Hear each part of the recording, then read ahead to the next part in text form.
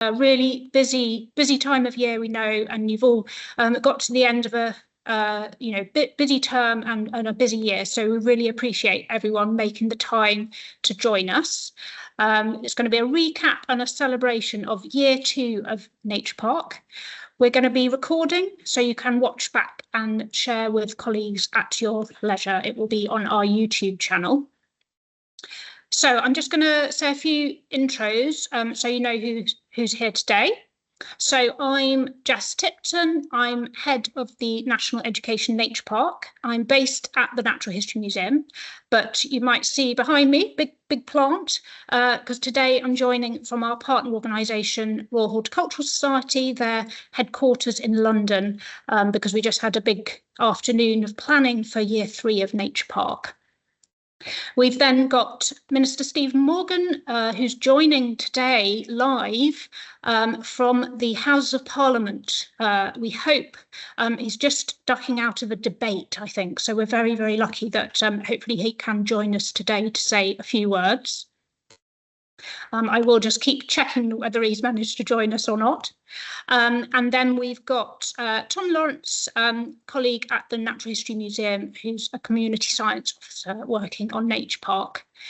And then behind the scenes, we've got Laura and Tegan from the Nature Park team. They are managing the Q&A, so please do pop any questions in there. And then we've also got Gail, Head of Sustainability Support, and Juanita, Policy Lead for Nature Park, and they are from the Department for Education that commissioned Nature Park here today to support with the Q&A. So I'm just having a quick look and seeing who I'm handing over to. Hopefully, Minister Morgan has managed to join us. I think, can I see him there? If not, we do have a backup plan. And Gail from DFE will be speaking. So I'm seeing who's going to pop up and unmic. Yes, maybe just skip to sharing the numbers for a second. Yeah, and then we'll okay, come back. we'll carry on and see. As I say, it's a busy time for MPs as well, so we are very hopeful he can join. So I'll just do a little bit on latest numbers. So we've got over 7,000 schools, colleges and nurseries now registered for Nature Park. So that's over 25%, over 1 in 4 of all schools and colleges in England, which is brilliant. And that is up from 1 in 8 this time last year. So we're only just ending our 2nd year, still a really young programme, so we're still a toddler. So delighted with how many settings have registered. We've also got over 4 times the number of nurseries now registered since this time last year, and we're looking forward to launching more early years and foundation level resources next term. So look out for those if you're from a nursery setting. So that first picture there on the slide, our classic green glowy dots image.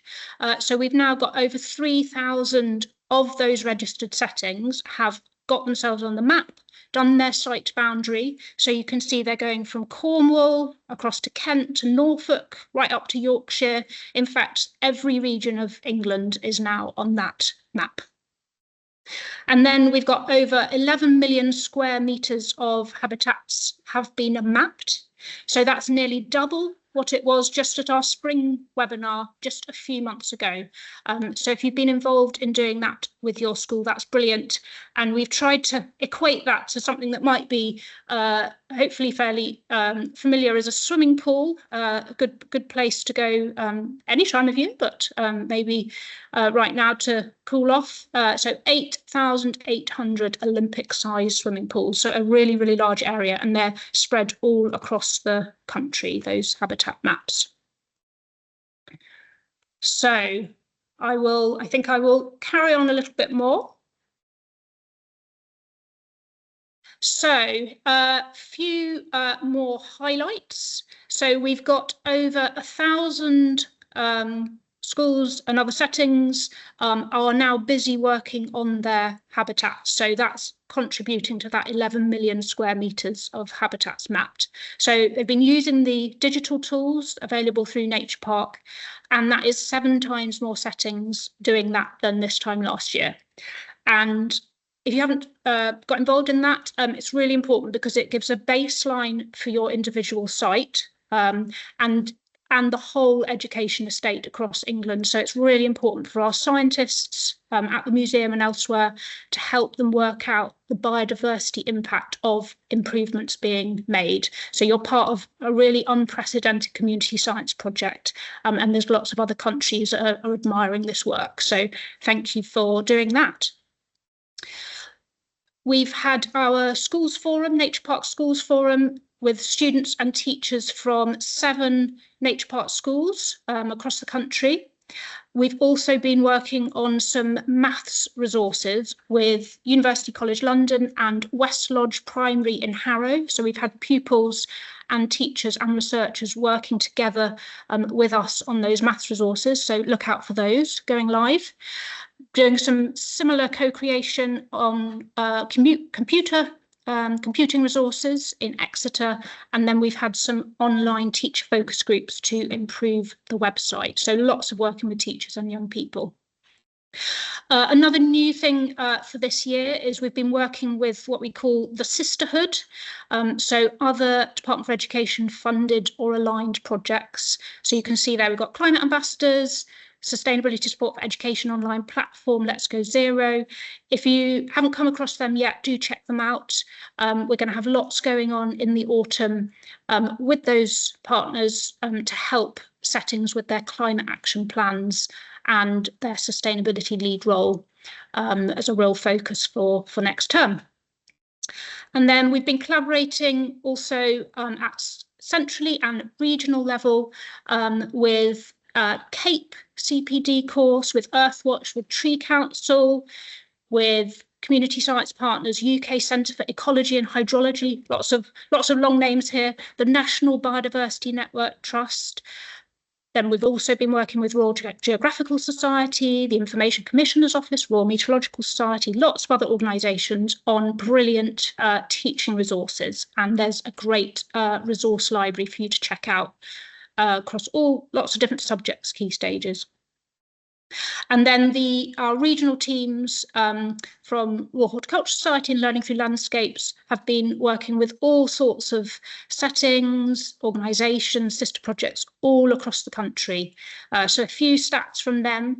They've had over 1,200 workshops, meetings, school visits and support sessions. They've engaged nearly 40% of local authorities, and we've had Nature Park represented at 39 national events, including all the major education union conferences. So we've really been getting out and about and spreading the word about Nature Park and climate and sustainability in schools.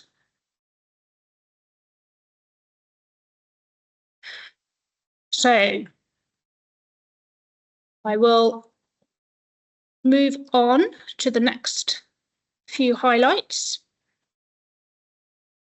So pollinator count has been a really important aspect of Nature Park for this summer. And we've had a new look pollinator count that we've introduced, and it's had over 100 submissions.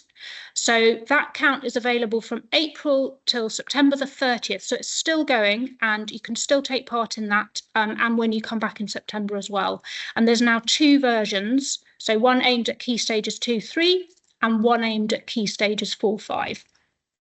And then based on the UK Pollinator Monitoring Scheme, learners are collecting really important data on pollinators at their site, and that's going to help inform decisions, help scientists as well with how to make improvements on the site and see what evidence we've got of their impact.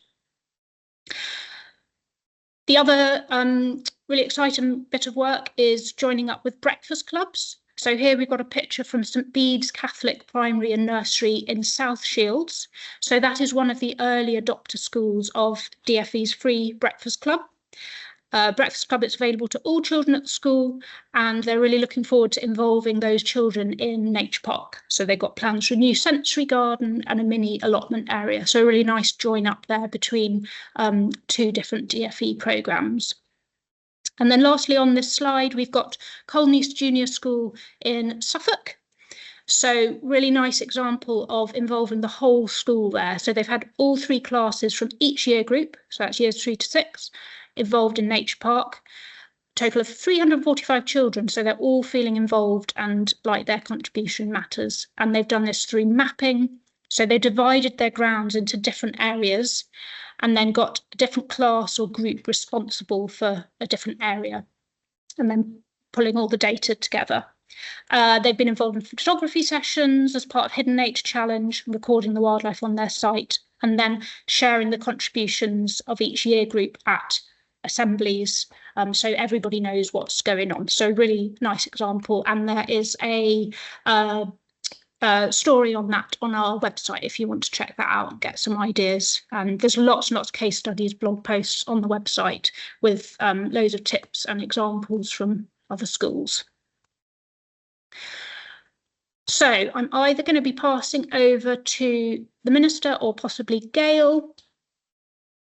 We're going to go straight to Tom. I feel like I'm on Spring Watch here. We're going to go straight to Tom for a science update. Thank you very much, Jess. Yeah, thank you everyone for attending the webinar today, whether you're watching it now or watching it later. Thank you very much. So yeah, just a little update from the science side of things, Nature Park. Just to say ahead of that, we are aware that some people are experiencing some logging in issues with digital tools today. So just to let you know that that is something that we are looking into and we are trying to resolve as quickly as possible. If you are having issues, please do let us know. Please email hello@educationnaturepark.org.uk and let us know that you're having issues, so then we can see how big of a problem it might be and also work out ways to resolve it. But in the meantime, I'm going to be talking through sort of the science behind Nature Park and a little bit on the habitat mapping process and some of the other community science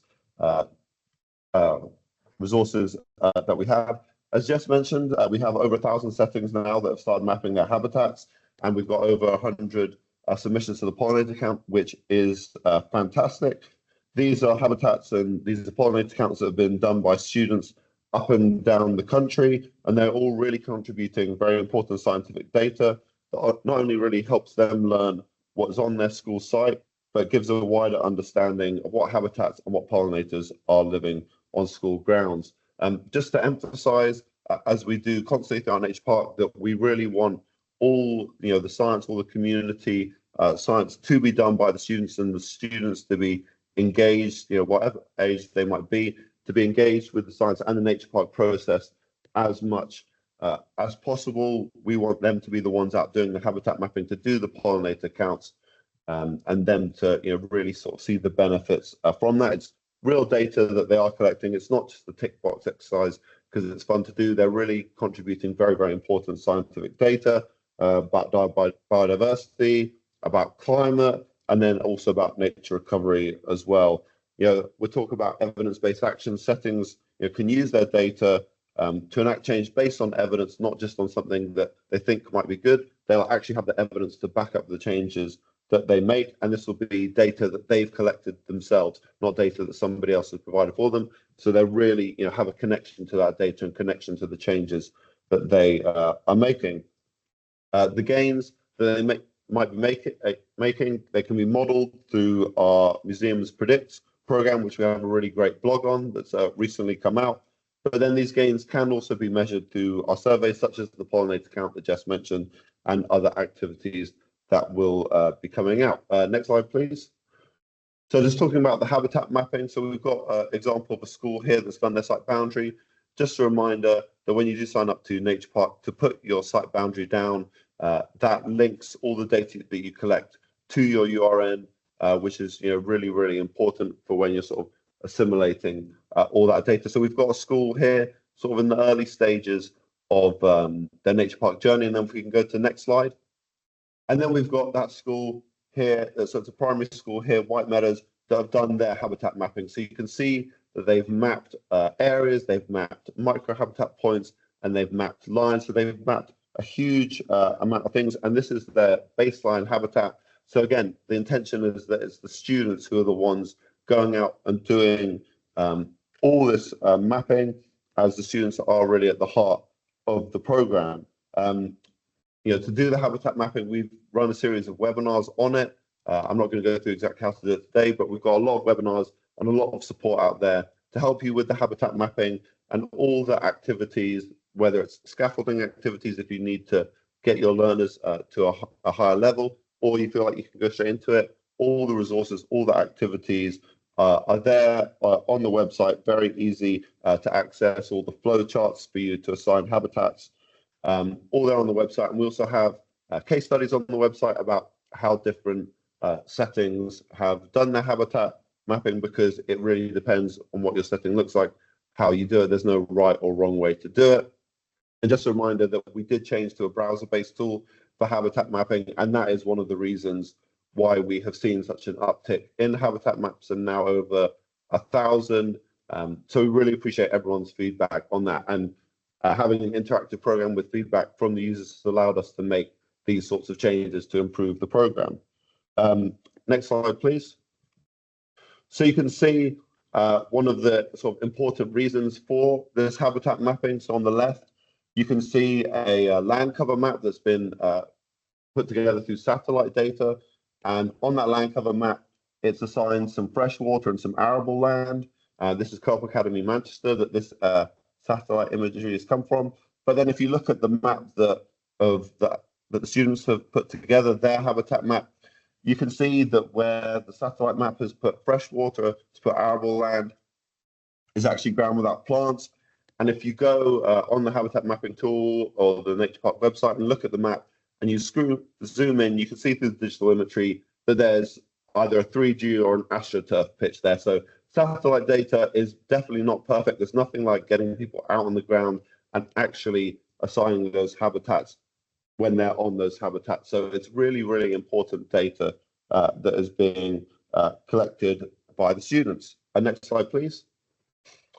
So we've had over 1,000 settings collect habitat data. What's some of the interesting information that we've seen through that habitat data? We've seen over 5 million meters squared of playing fields or lawn. Now, obviously, those aren't all playing fields or lawns that can be, completely turned into meadows, but it represents, 5 million meters squared of areas where maybe the edges or the verges could be converted into meadows and have really vital habitats. We've got about 250,000 meters squared of meadow. You hear a lot about how much, the UK, that we've been losing meadow, again, vital habitat for lots and lots of different things. Well, there's a lot here in schools that we really just did not know about. We've got almost 1 million meters square of woodland and about 15,000 meters square of wildlife ponds. So these are all really, really important vital habitats. Also 66 kilometers of hedges and wildlife hedges. You can see this red line on the right here.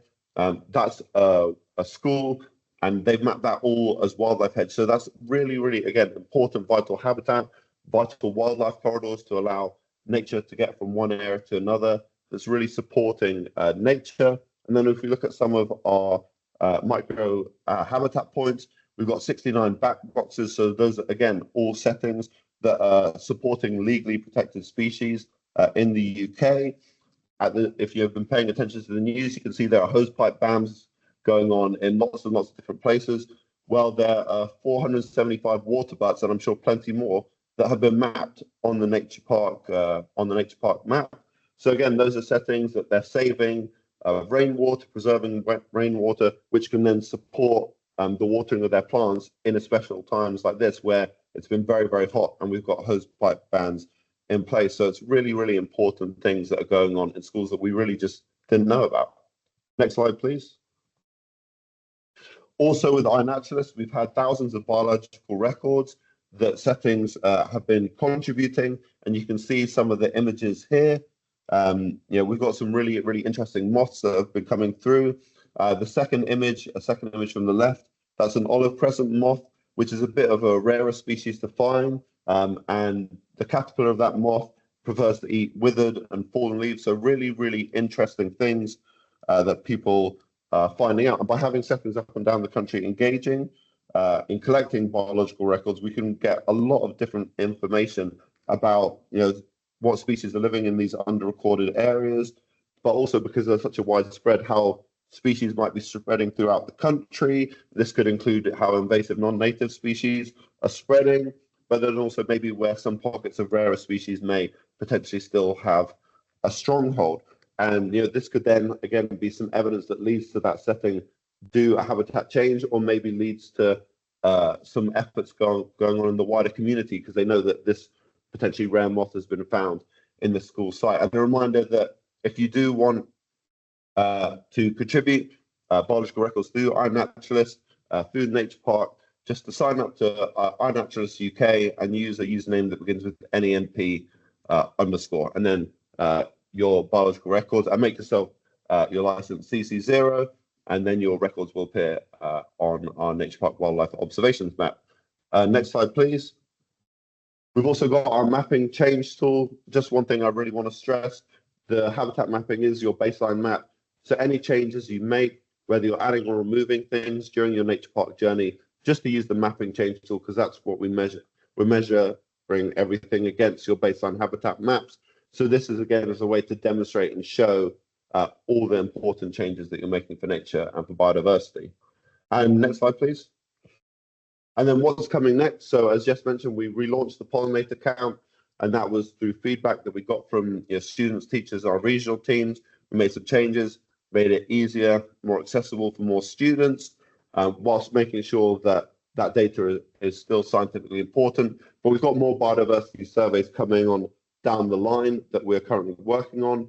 And then we're also working on a much clearer way for you to visualize your Nature Park data all in sort of one location, but then also something a lot of people have been asking for, a way for you to download and analyze your own data as well. So those are things that we're really working on during the summer, and things that, yeah, we are very, very excited about. So now I believe I'm handing to Minister Morgan. Thank you, Tom. Good afternoon, everyone. Really good to see you all this afternoon. So I'm Stephen Morgan, the Minister for Early Education. We're currently in a debate in Parliament that I'm due to be in, but I was keen to dip out and just say hello to you all and thank you for all your hard work this year. I hope it's been fun getting outside a lot more too. When I think back to this time last year, when I was just getting to grips in my new role as a minister, I was so excited to learn about the Nature Park initiative. It's been incredible to see the increase in the number of settings getting involved. We have an amazing 25% of schools participating. We've grown to see 3,000 registered settings since last July to over 6,500 now, and over 1,000 of those have now mapped their grounds, as Tom has just mentioned. I've loved seeing firsthand the incredible work going on the visits that I do across the country. Recently visiting a primary school in Wirral, and I was amazed by the grey to green transformation of an unloved space and turning that into an accessible and inviting area which meets the needs of so many children. Your hard work and interventions are having such a positive impact on nature. The way the Nature Park inspires children and educators to take action, as I've witnessed on those visits firsthand, is incredibly exciting and innovative. Nowhere else in the world is doing what English educators are doing collectively. And this, I think, is testament to the way that partnership is working and it's delivering the Nature Park, and that passion and commitment that you're all showing is working together as one team is making a huge difference. Can I thank especially Jess and Sam for leading the teams at the Natural History Museum and the Royal Horticultural Society, and to all the regional support officers who are out and about every day supporting our teachers and children and young people to get the most out of this amazing programme. Now that we are over 1,000 settings that have been mapped and on their habitats, we've got an incredible rich data set, as Tom just mentioned, of each setting to learn from. So many settings have mapped their habitats, and we've got a huge amount of new community scientists learning about real world science too. I think it's so important for all our children and young people to see real world connections to their studies, and also to inspire them to grow a pipeline of young talent to help the country transition to net zero and support nature's recovery. And I think the Nature Park really matters. We're giving all children hands-on learning experiences to build confidence and environmental knowledge, regardless of their background. As I often say, every child alive and born today will live with the impacts of climate change and biodiversity loss. And for some children, this is very overwhelming, but a positive and sustainable future is entirely possible. The success of the Nature Park is also because it's part of a whole ecosystem of sustainability support from the department, which, as you know, includes the sustainability support for Education Online service and the Climate Ambassador scheme. The Nature Park inspires children and educators to take action and can be easily built into action plans. So I'm really pleased that teachers and school leaders are beginning to see how easy it is to embed sustainability through their setting and how it addresses their immediate priorities. Priorities such as improved behaviour and increased attendance as settings become greener, calmer and more welcoming spaces, especially for children with SEND, are clear.